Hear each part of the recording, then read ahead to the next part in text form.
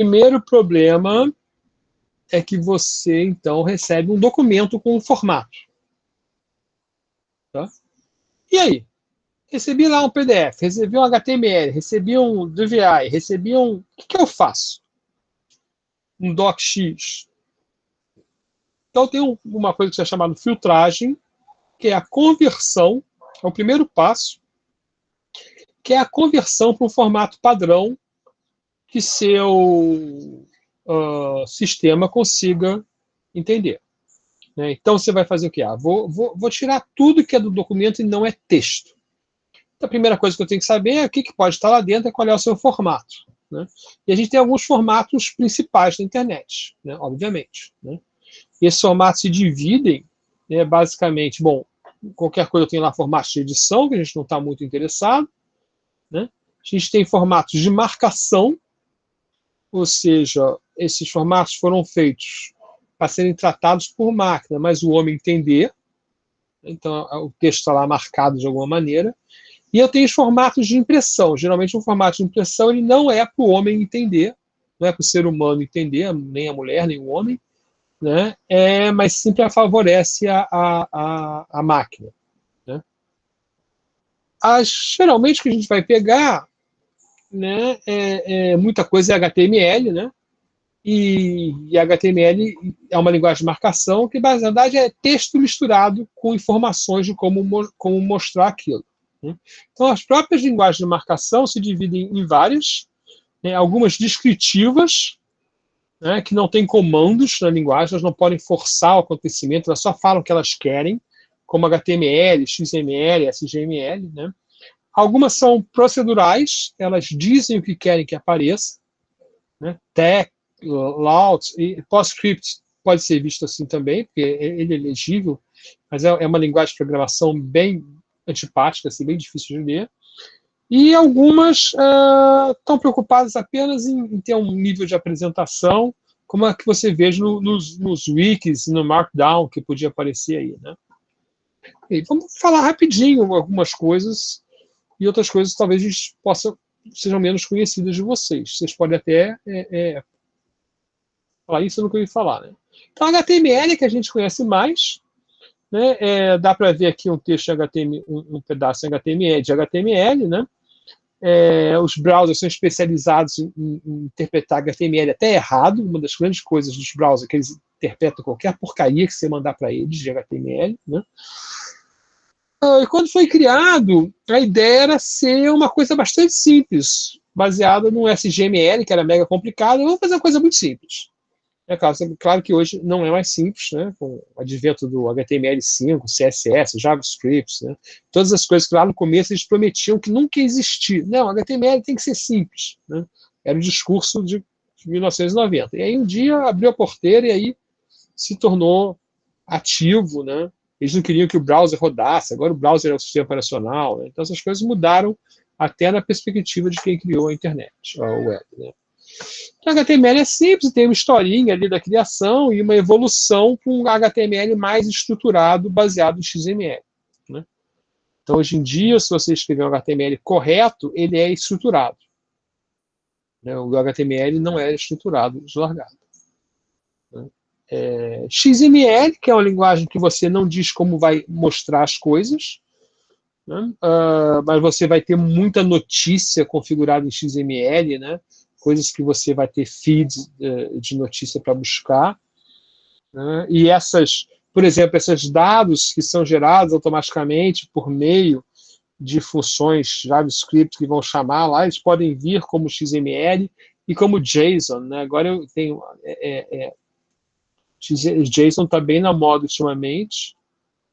Okay? Tem formato de marcação também TeX, LaTeX, né? Eu estou roubando aí porque eu botei tudo junto, mas podia ser assim. Claro que quando você escreve você não faz assim, mas é que se transforma no final, né, em algo bonitinho, provavelmente um PDF desse sistema. O TeX LaTeX gera um formato chamado DVI, que não é legível por humanos. Né? Você pode transformar esse DVI ou qualquer outra coisa em PostScript, né, que é uma linguagem. Aí escreve um Hello World no meio da página. Né? É uma linguagem de stack. né? Então, você tem lá os primeiros caracteres, tá vendo lá, porcentagem, exclamação, PS. Então, isso aí é a identificação, que é um arquivo PostScript. Se não vier isso aí no começo, vai cuspir fora, né? Aí, /courier é um token que vai botar a palavra courier no topo do stack. Aí, a função find font, então ele vai buscar, vai ficar com ponteiro para a função. Aí, ele põe 20 no stack. Aí, chama scale font, ele vai ficar no stack com essa fonte escalada 20. Aí, vai dar um set font. Agora, eu sei que eu estou usando courier 20, né? Aí ele vai botar no stack 72500 e move para aquela posição na página, manda escrever hello world, manda mostrar o que ele escreveu e manda mostrar a página.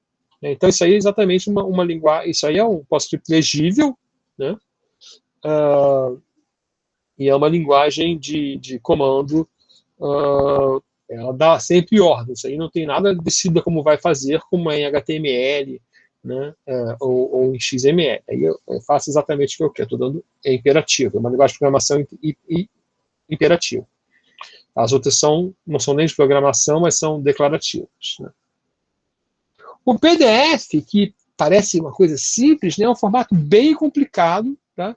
Porque ele é um formato que incorpora o PostScript dentro dele e descreve um documento página por página. Então, ele foi mais ou menos uma solução para garantir que todo mundo ia imprimir igual as coisas, né? Ou visualizar igual. Tinha um problema de mostrar as coisas na tela, né? E aí o Portable Document Format é portable, o PostScript não é tão portable, né? Então, ele diz, aqui a minha página desse tamanho, as coisas ficam fechadas nas páginas, não transbordam para outra página, né? Então, ele tem muito binário, pode ter desenho, pode ter imagem dentro, claro que o PostScript também pode, né? Então, ele é um objeto mais complicado de lidar do que um arquivo PS. O arquivo PS, ele é um arquivo textual que pode ter um binário dele representando uma imagem. O arquivo PDF, ele não é um arquivo textual, né? Ele é um arquivo binário, no sentido que tem informação ali que não tem que, para o homem, ele tem que realmente fazer um programa para ler. Tá? Aí tem os formatos da Microsoft, claro, que são super usados, né? E são, às vezes, desesperadores, né? Principalmente o doc, PPT, XLS, são muito ruins, né? São proprietários. As novas versões do DocX, PPTX, XLS, eles são XML. Então, se você pegar quem não sabe, pega um arquivo docx, né, e dá unzip nele e vai criar um arquivo XML. Né, abre ele com WinRAR, né, que você nunca pagou, né, e olha lá. Né. Os arquivos docx, eles têm uma certa linearidade. Né, o problema dele é como a gente faz muita operação com ele no Word, né, às vezes, eles têm as operações, se você fizer bold, depois tirar o bold, depois botar o bold, às vezes ele fica com as operações marcadas lá, ele não consegue tirar, né? Porque você fez de maneira não estruturada, vamos dizer assim, então ele foi botando a informação por cima. Né? Então tem o arquivo docx, o XML que vem dentro do docx, pode não ser muito bom de ler, mas ele é razoavelmente interpretado. Né? O XLX, algumas pessoas chamam daquele formato extremamente difícil de ler da Microsoft, né? Mas parece que o PPTX é o pior. Né? Porque as pessoas conseguem ler as planilhas, mas para organizar, como o PPT tem imagem e tem textos posicionados na página, ele é muito difícil de gerar um TXT a partir de um PPTX. Por exemplo, um dos programas bons para isso é o Pandoc, ele não mexe, ele até acha que ele gera o PPTX, mas ele não tenta ler. Ele fala, não, eu não vou saber onde botar o texto, né, na sequência. Né? E tinha um formato da Microsoft que era um formato bem interessante, que era parecido com um XML,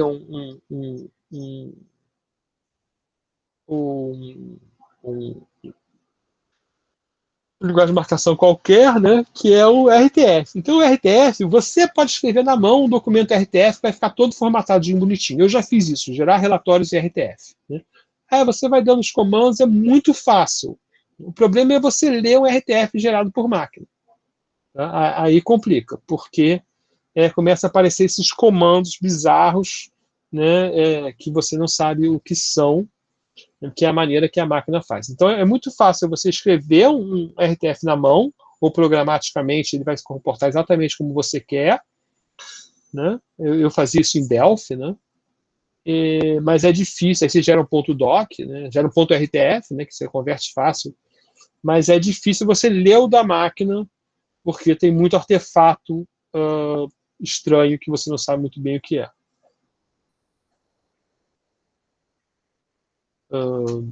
Aí tem o OpenXML, que é o que está dentro dos novos DocX, né?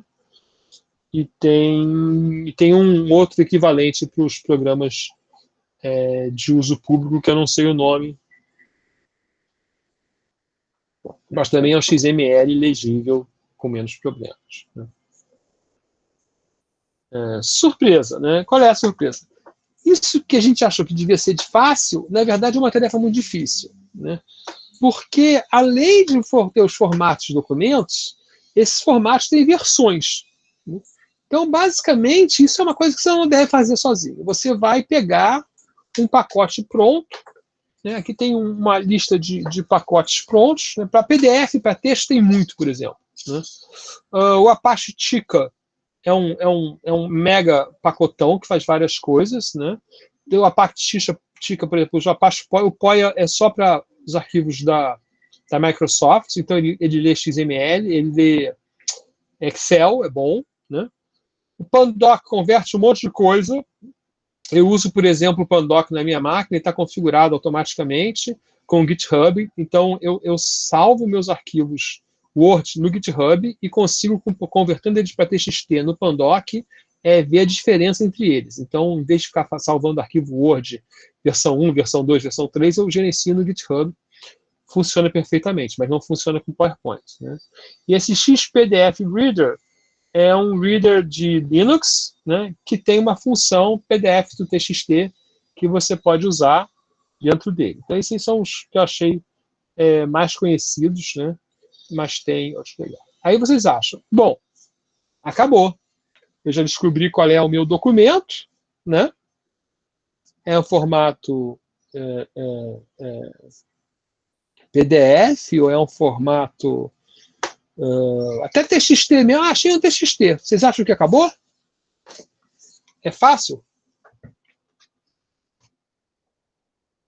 Consegui converter para TXT de alguma maneira. Né? Acabou? O que está além do meu controle ainda eu tenho que descobrir? Aliás, tem que descobrir mesmo, porque geralmente não tá dito o que é.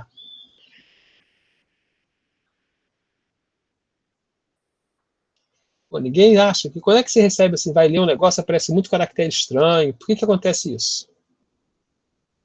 Pode ter imagem, vou falar que imagem no final, mas antes da imagem. Esquece a imagem que não interessa. O problema é que pode ter imagem encode, exatamente. Pode ter imagem de texto. Se tiver fotografia, esquece, mas pode ter imagem de texto. Né? Então, a gente tem o character encoding. Né? Isso aí é ruim porque o arquivo PDF, você sabe que é PDF. O arquivo HTML, você sabe que é HTML. Mas você não sabe qual é o encoding dele. Ele pode ter sido feito em qualquer máquina. Né? Apesar de hoje estar tudo mudando para UTF. Então a gente tem o problema do encoding, né, que está lá, começou quando? Começou lá com o código Morse. Antes do código Morse já existia o problema de como você fazer o encoding. Mas hoje a preocupação é a seguinte: qual é o símbolo gráfico, né, que representa? Né? Então a gente tem encodings tradicionais, o ABCD, que é ASCII e Standard ASCII, não é ASCII 2, é American Standard Code for Information Interchange, né, que só tem 7 bits. E tem o desenho aqui, provavelmente a maioria de vocês já consultou uma tabela ASCII na graduação. Né? E isso aí não estava dando certo, tal, se criou o Unicode. Então, o Unicode é um negócio que diz, ó, esses são os caracteres que existem. São só em torno de 1 milhão de caracteres possíveis, hoje em dia no Unicode. Tá? E, por outro lado, vocês têm os code pages, que é o seguinte, ó, mesmo usando o ASCII, né, como eu quero ir para 8 bits, ou eu quero fazer variações, eu tenho vários code pages bizarros aí. Né? Então, por exemplo, a gente normalmente está usando o Windows 1252, né, ou o ISO 8592, eu acho que é isso, né, são encodes de 8 bits, né, mas você pode pegar coisas em DOS 747. E aí é o seguinte, às vezes é uma pequena diferença, né, você consegue ler o texto, mas aí o A com acento vem uma bolinha preta. Né? E aí você tem que ensinar para a sua máquina qual é que você está usando outro encoding. Né? Hoje em dia eu tenho feito, por exemplo, eu estava usando um editor de texto desse comum, simples, né? Estava configurado para ASCII. Destruía tudo que eu estava fazendo. Aí eu fui lá ver, troquei a configuração para o TF8, né? Estou trocando toda a minha máquina no TF8, mas de vez em quando você ainda tem um negócio que eu porque é assim de fato. Né? Code fez, né, são a maneira que encontraram os sistemas operacionais, né, para ir além do ASCII, né? Mas isso agora foi estabelecido, pelo menos, né, que existe uma quantidade. Os caracteres têm um nome, vamos dizer assim, né, são identificados. E aí você mapeia eles numa codificação UTF. Né? Então, o Unicode, ele diz qual é o caractere que existe. Por exemplo, aqui no exemplo aqui do lado, vocês têm na tela, né? Ele está mostrando que o U mais 0042 é o B maiúsculo. Então, o B maiúsculo, para todo mundo, vai ser o B maiúsculo, vai ser o U mais 0042. Tá? Agora, ele pode ser codificado de várias formas. Em UTF-8, ele é codificado como o caractere 0x42. Com o UTF-8, você tem até 4 bits, né, para codificar, mas a maioria vai ser com 8 bits. Então, os caracteres que a gente usa mais, eles estão todos codificados com 8 bits. Aí, por exemplo, você tem o C cedilha, né? O C cedilha, o primeiro, na verdade, você vai ficar com 7 bits. E quando você bota o primeiro bit do primeiro octeto 1, aí significa que você está usando mais um bit, mais 8 bits. Né? Então, é um escape bit, né? Então, a partir do momento que ele botou ali 1 no primeiro bit, então eu sei que eu tenho 2 bits, então eu vou ter que pegar o próximo byte, tem 2 bytes, eu tenho que pegar o próximo para saber que caractere eu estou mostrando. Né? Então, o TF8 é um sistema de tamanho variável de 1 a 4 bytes. Eu falei bits algumas vezes, eu acho. Né? E aí você tem lá o símbolo travessão longo, travessão que a gente usa, né? Que é o UTF, que é o Unicode 2014. Né? Então, é isso, para esse símbolo, né? E ele tem 3 bytes. Tem a brincadeira que o pessoal fala, né, que tem uma letra grega que é como se fosse um ponto e vírgula, né? Então o pessoal fala, pega o código do seu amigo e tira o ponto e vírgula, né? E bota o Unicode no sei lá o quanto, que é a letra grega do ponto e vírgula. Ele nunca vai descobrir porque que não está compilando. Né? Porque o compilador quer um ponto e vírgula, e não essa letra grega que é igual ao ponto e vírgula. Então a gente tem essa questão, né? E aí a gente tem finalmente a questão da imagem. Né? Mas provavelmente, quando vocês falaram em imagem, vocês falaram do que a gente chama de imagem documento, mas a gente ainda tem aquele texto selvagem que se fala. Quer dizer, reconhecer documento é muito mais fácil, principalmente atualmente, né? Nos últimos anos melhorou muito, do que reconhecer a palavra no meio de uma foto. Você quer lá pegar, inclusive que pode estar escrito à mão, coisas assim. Né? Então a gente tem, para documentos principalmente, né? A gente tem um código aberto, que é o TCRA, que eu sei que funciona para inglês, não sei para outras línguas, tem que olhar. E tem esse Iris, que é um produto bom, que funciona também em português, mas tem que pagar. Se não me engano, a gente viu o preço dele, nem é tão caro assim para um usuário pessoal. Tá? Então, o primeiro passo é esse, transformar o documento num texto de alguma maneira na codificação que a gente vai trabalhar, que é o TF8. Tá? É isso que a gente quer fazer, trabalhar em UTF-8. Ok?